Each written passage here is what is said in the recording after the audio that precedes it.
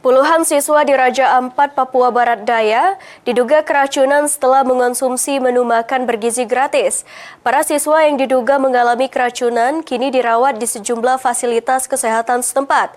Menyikapi insiden ini, Gubernur Papua Barat Daya Elisa Kambu mengambil langkah cepat dengan menutup sementara Satuan Pelayanan Pemenuhan Gizi 01 Waisai.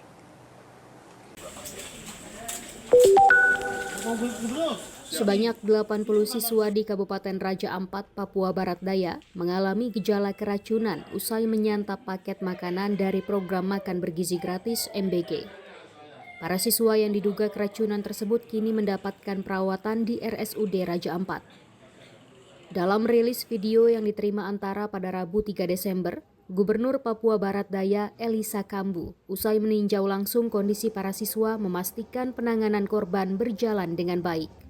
Gubernur Elisa kemudian mengambil langkah cepat dengan menutup sementara Satuan Pelayanan Pemenuhan Gizi SPPG 1 Waisai. Kita tetap menunggu karena ini sudah meluas, sudah pasti akan mendapatkan atensi dari pusat. Kita akan semua menunggu arahan dari bagian apakah dapur ini untuk sementara istirahat, baru nanti dilakukan audit atau evaluasi sesuai dengan prosedur yang ada. Elisa Kambu menegaskan program makan bergizi gratis tetap akan dilanjutkan karena merupakan kebijakan nasional untuk meningkatkan kualitas gizi peserta didik.